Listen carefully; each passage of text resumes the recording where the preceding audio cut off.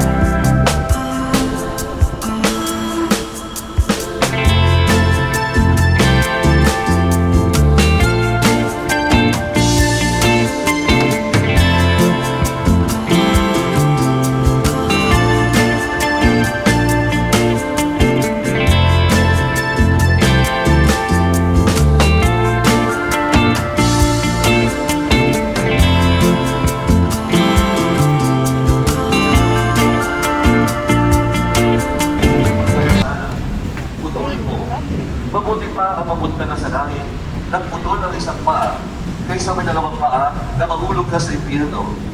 At kung ang mata mo ang nagiging sanhi ng iyong pagkakasala, dugutin mo. Mabuti pa ang pumasok ka sa karya ng Diyos nang mula ng isang mata ang apoy. Mga kapatid, ang extension ng ating buhay, kasi kagabi marami ang namatay. May naman ang araw, wala nang nagising. Praise God, at dito tayo nagkakatipon, buhay na buhay at malusog, palakpakan mo natin ang Panginoon. Sa isang plaza, to the extent yung pag-ibig ko nila ay nagkakaita na ang malapit na magpiskalan, magsuntukan. Doon sa kanya, sa gitna nila, sabi niya, oy, ano ginagawa ninyo? Di ba? Ang relihiyo ninyo ay nagtuturo kung paano magmahal. Ano ginagawa ninyo tanto dyan? Sige, sabi niya, nakilong tayo sa grupo, nakilong tayo sa mga tao. At makapag-ibigay ko sa atin ng tibay ang lakas. Ang napagkakaroon pa natin ng mindset na exclusivity. Kami-kami lang. Nagbibigay ko ng tayo. Yung attitude, napagig, kaya nagkakit sa pagtutulong-paglopa, ang pagtutulong-paglopo, nawawala ang ating objectivity. At mas nagigibabaw ang tinatawag nating biases at prejudices. Sa mga born-again Christians, pwede rin sa mga Iglesia ni Cristo para sa lahat po. Mga kapatid, kapatid, kahit sino ay pwede magmahal sa Diyos at mahalin ng Diyos. Hindi ba? Napakabuti ng Diyos, napakalawak ng kanyang pagmamahal at pag-unawa. Ang kanyang kaligtasan ng ay walang pinipili, hindi po siya exclusive. Ito po ay para sa lahat. Tandaan niyo po mga kapatid, Jesus Christ is the calling for the Catholics, Protestants, born-again Christians, Iglesia ni Cristo. But Jesus belongs also to everyone who have goodwill. All of ang Diyos walang pinipili. Ang Diyos walang itinatake. Ang Diyos nagmamahal sa lahat. Hindi lang Katoliko. Amen? Ang sinayo po tayo lahat, ang ating pahayag.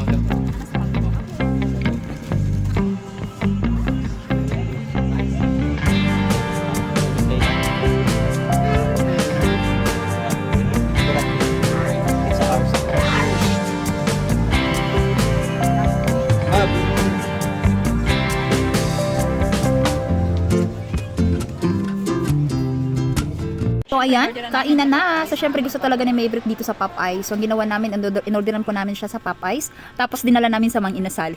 So, kaya nag-aantay na po kami na matawag na po yung number. Kasi sa dami po talagang kumakain dito sa Mang Inasal. Ayan, marami po talagang nag-aantay. So, habang nag-aantay, syempre ating sayawan. Sinayawan ni Maybrick.